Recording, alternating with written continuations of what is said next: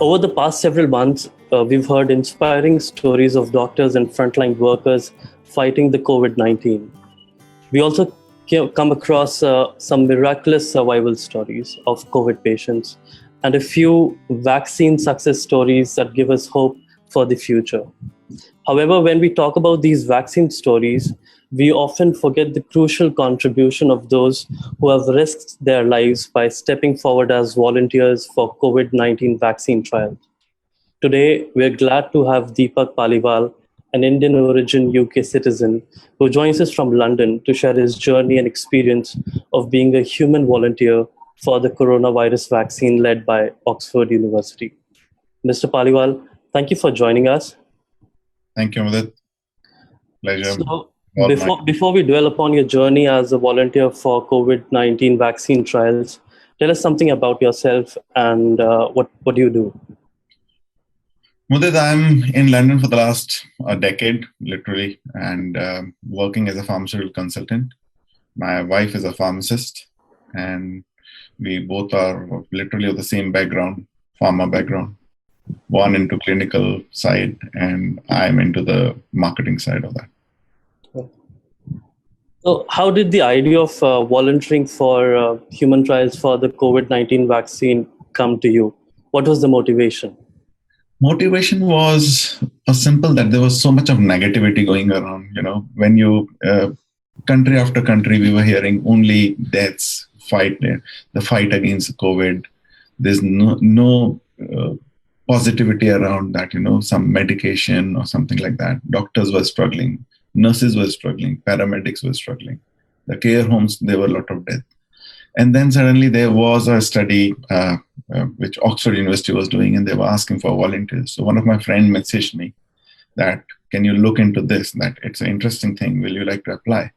So I thought maybe because everybody was sitting at home, there was no work, either work from home. So I thought, why not? Let me try it. So I just registered it around mid-April, and thinking that I may get it or maybe I may not, and there were like a lot of criterias for screening. So I was not even sure whether, I'll pass through screening or not.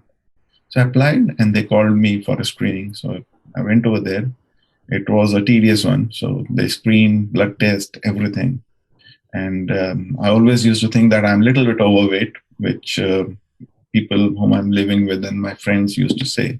But then I was quite perfect there. So that gave me a little bit hope that I'm still not, overweight.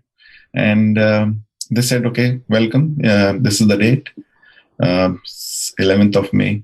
You'll have to come for the shot. So, and that was the time when I started thinking, oh, it's happening now, and then those shiver comes in a day before, anxiety kicks in. But went on that day. It's a very well-planned study. You can't even expect anything better than this, because it's finally, related to human lives, and there is a risk involved. So they talked about what are the risks, what are the, side effects, what are the adverse effects. They talked all, and they even told us like 5 minutes before that if you want to withdraw. This is the last time. I said, no, now I'm sitting on the chair, just come in. They came and gave me the shot. That's it. Then rest is just talking to you now. So this was a pro bono exercise, or did Oxford University offer you with some monetary benefit or even a life insurance package? No, Mudit. If it was a monetary benefit, I must have not opted for it, because then you lose the entire purpose of it. See, there are a lot of sponsored trials where the pharma companies do it because they make money out of that, So it's an earning, and it's not a bad thing. Monetary is never a bad that, if people are giving some time, efforts, so they can be paid, but this was not. So that was one positive side which, attracted me, that, yeah, it's not about money. Sometimes you need to do it for self, family, friends, society. Why not?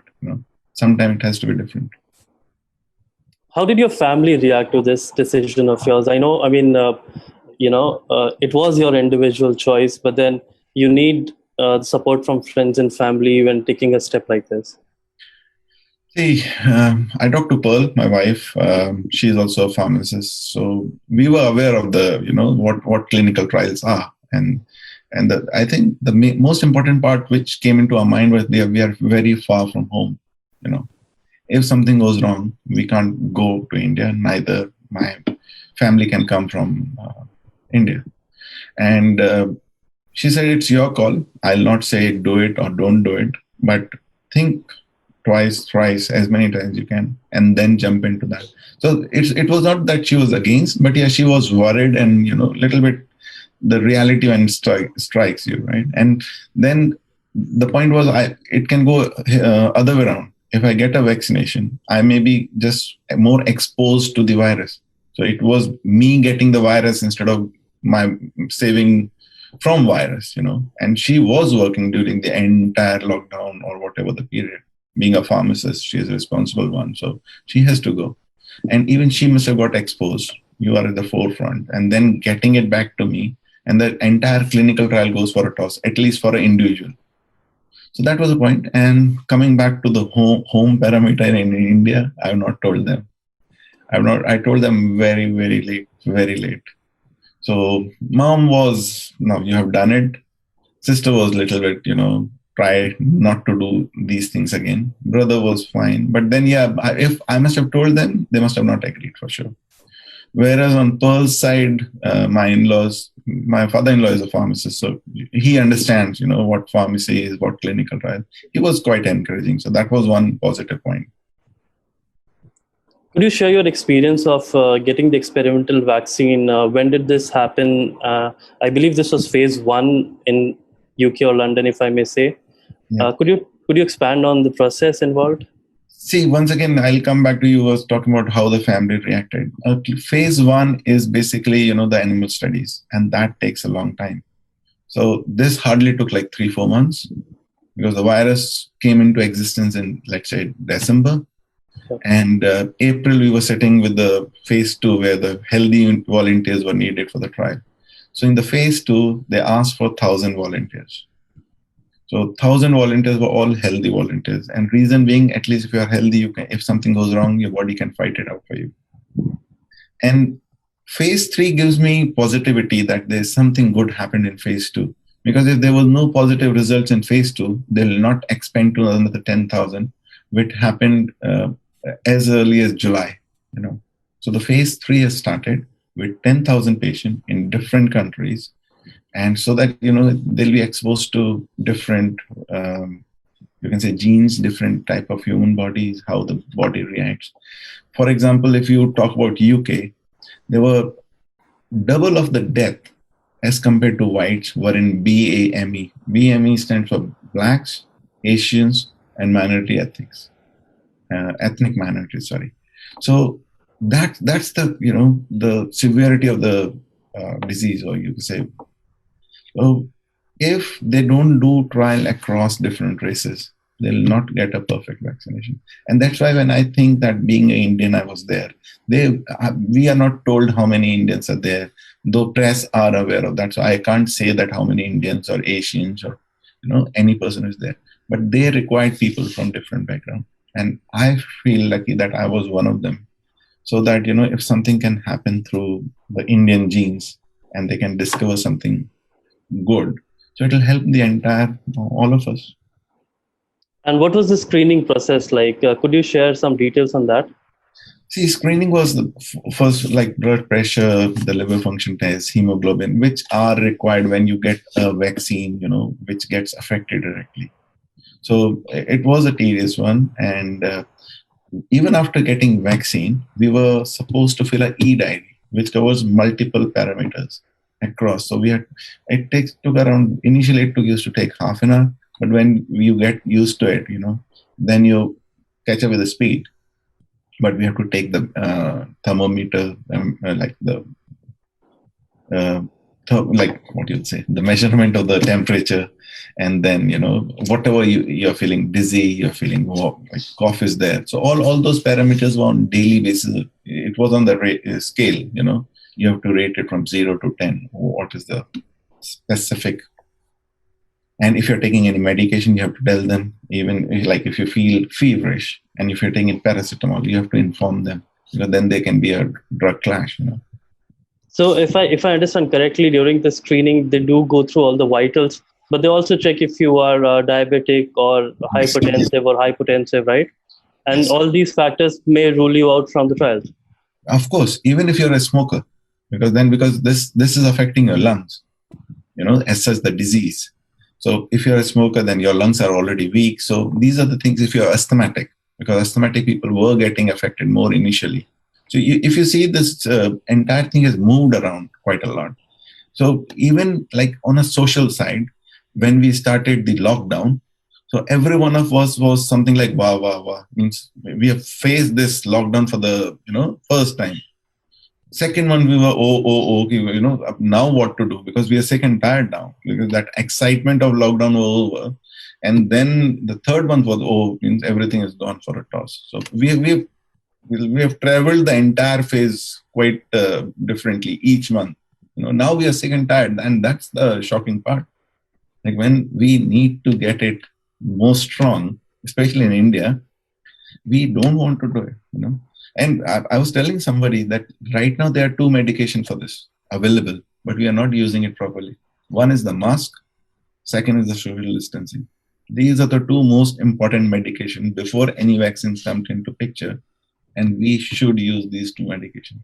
If you're not Absolutely. using, we are risking a lot over it. Absolutely. Could you share with us how many jabs you were given? And I understand you must not be aware if you were given the vaccine or a control jab. So there were three arms of the trial. So one was 500 was given this COVID one, the vaccine which is under. The other second arm was 500 meningitis vaccine, which is there for a few good years. And there was a third arm where they were given two jabs, which was only COVID. So it's not a rocket science that if you get two, you'll know what you have got. So How many did you get? Two. And there are some potential risks associated with an experimental vaccine. So did you seek advice before you volunteered, or as a pharmaceutical consultant, you were aware of what you were getting into? No. See, education is never enough for anybody. I can be any topmost doctorate, this, that, but I still forwarded a small little mail of the entire process. This trial team has sent us the process that we will be going through this. There was a big 11 pages document. So I sent it to a few of my clinical research friends, for my confidence, if nobody else, that this is the trial which is going on, and they understand the clinic. Though we read it, but then the people who are doing it are the, in middle. So I received that, if I was you and I get a chance, I must have done it. So that gives the confidence. So they're saying the safety parameters were taken care. Any clinical trial, nobody is going to risk a life, because that's a written rule. And only differences between tablets and vaccine is if you get an allergic reaction or adverse, you can stop the tablets and say, okay, next day you'll be fine. But once you get a vaccine, you can't take it out. So these are the risks. But then, I did inquire, and that gives the confidence that, people are telling, no, it's a safe trial, it's a well-planned trial. So was there a contract that you were made to sign with Oxford University on things you can do, things you cannot do? There were no rules and regulation. Only thing was that you will not be coming and going by a public transport. So I used to cycle, which was like 15 kilometers one way. So that's okay. Or you'll have to drive. But then, once again, coming back to the world famous weight, that, you're gaining weight. So what better is to just go by cycle. It may help, but I don't know how much it helped. But yes, I did that. But no contract. Yeah, there were a few papers signed. We were not supposed to, the world famous selfies during taking the jab. That, I'm taking a jab, it's hurting. No, not allowed. Which is okay, And to be very frank, that I was not even thinking of sharing this. Till 60th day, nobody was aware, especially in the, the way everybody is thinking that I've just put on the cross like a Christ. and I'm so famous. But I never thought of that. Yeah, it feels good that people are talking about me. But till if it was that thing, I must have done it before. Till 60th day, and one fine day I had a small little interview with Barkha Dutt, and then it's history that everybody's talking about all. And I think the main purpose of talking to people is that when Indian clinical trials are starting, people should feel good about it. There's nothing bad in participating in a clinical trial, and that's why we are talking. If people can learn something, though I don't know I'm a teacher or not, but maybe with a little bit of my experience of doing a clinical trial, it'll help. Right. And could you share if you experienced any side effects or reactions when these jabs were given to you? Maybe the same day or during the rest of the period. Only on day one, when they gave a jab, they asked me to stay for 2 to 3 hours so that they can see the parameters again. And the fifth day, there was a pain in the arm, but that's normal because any of the vaccination if you take, it'll happen. It means even if you take a hepatitis today, there will be a little bit of pain and all, discomfort. So not major. Rest is fine. Though if given me a chance that it would say what the side effect, I can put my weight on that. Okay, I'm gaining weight because of that. But no, literally no. That is a good thing that everything went out smooth, or at least has gone so far. Yes. And could you also share in detail the process of follow-up, what it is like? You mentioned you were given an e-diary and you maintained your health report there, but were you also going to labs for tests and everything? No, because they used to collect the samples over there, wherever you... I was going to St. George Hospital, Tooting, because Oxford University had 5 centers across UK. So this was one which was closest to mine. So I used to go and they used to collect out here the samples and they don't even share the report with you. Then there's no purpose of, clinical trial, the secrecy and all. Otherwise, I'll just go and put up a dhol and baja that, oh, I've got antibodies now and all those things. Though offline, they share that the trial is going good. We talk a lot, but not like this. You can see if something specific is there. If I can go to my GP, because that system, every report is uploaded on the system, in NHS UK. Right. So I can go and talk to my GP. Can you share this? I'm feeling like this, or something like that. Side effect we can't share right now, but yeah, I'm healthy. I'm good. I'm happy. I walk. That's it. You are allowed to drink also. That's the silver lining. Has Oxford University shared any timeline regarding when this trial will end and when we can expect the vaccine to hit the markets? It's an assumption, but I think it should be. There were a few media reports that we are going to get a very detailed information in next 3 days. By this weekend, we'll get some information. But the way I think, because if I was in phase 2, and which was completed, we are today sitting on 67th day. It should, if you take, the way you're calculating numbers, by September and October, there should be something good. And the pharma companies which are involved in the commercialization of the vaccine, they've already started manufacturing. So they're stockpiling it. So it should not happen that 1st October, the result is declared and it's good, and then they start manufacturing. Then, we lose a lot of time. So the process is one of manufacturing. If it all goes well, then it should be in the market. But there's one interesting news report of Imperial College yesterday or day before. They're saying people with the COVID, they used to develop antibodies. Okay. Now those antibodies are going back. It's reducing in numbers. So it may happen. This vaccination can be as a flu vaccination where every year you have to take it. Or the way hepatitis we take, there's a booster dose in between after a year or 2. So this is an ongoing process, the trials. So if I'm a part of this, I'll be involved in this trial for long. Right. And the report also said that those who may be immunized for a while are likely to be spreaders. So that again remains a concern. Yes, this is still going on. I was reading one where it said that, oh, we'll launch it in 45 days. There was one news in India. It can't be done, When the screening took somewhere around a month, how can you launch a vaccine in 45 days?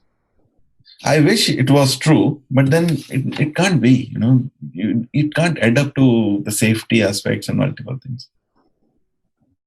So, I mean, as of today, there's also a debate on the table that we should move to human challenge trials where a volunteer is given the jab and then deliberately exposed to the virus to quickly access if assess if you could, gain what sort of efficacy is there or the safety of the vaccine.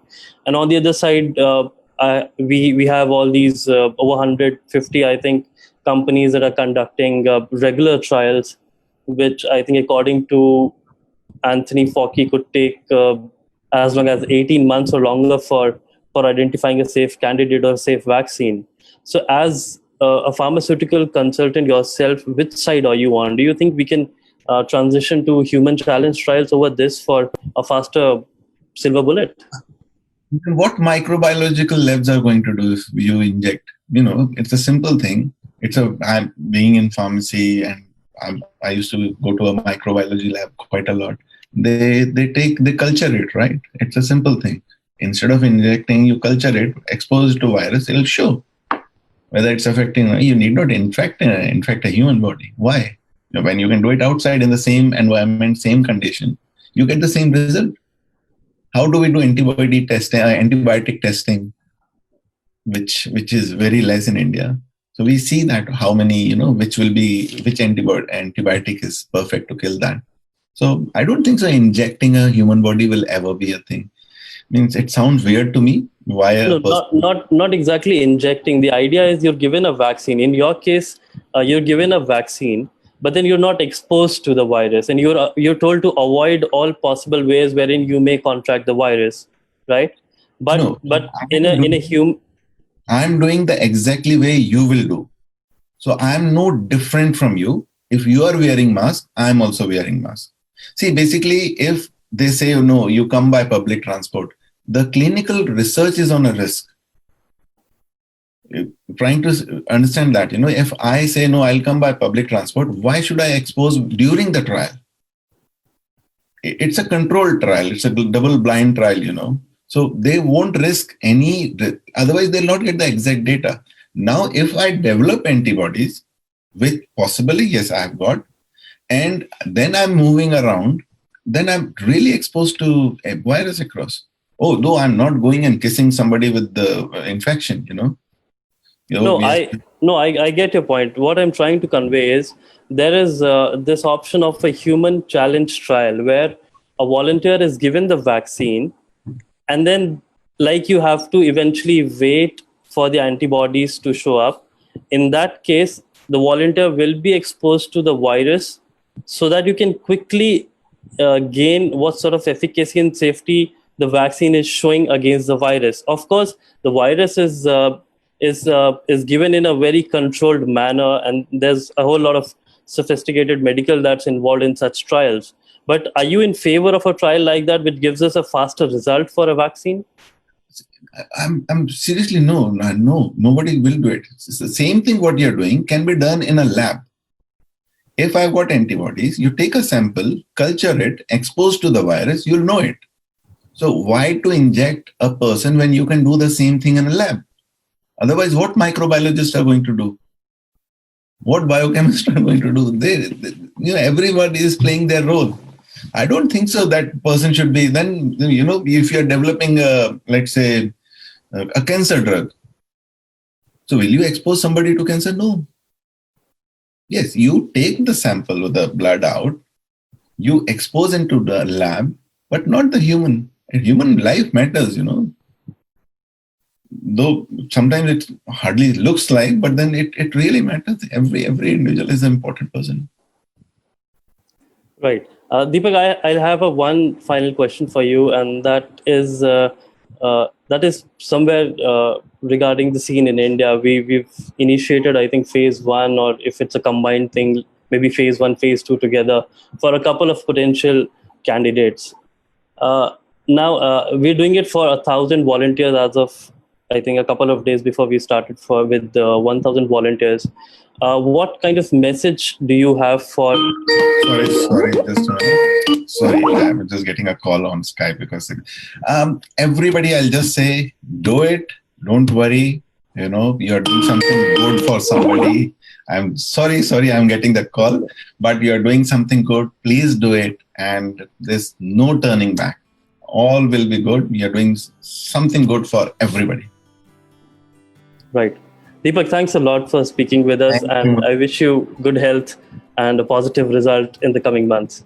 We'll come back when we get the positive. We'll have one more discussion with it. Absolutely, Deepak. Absolutely. Thank you for the call. Bye. Bye.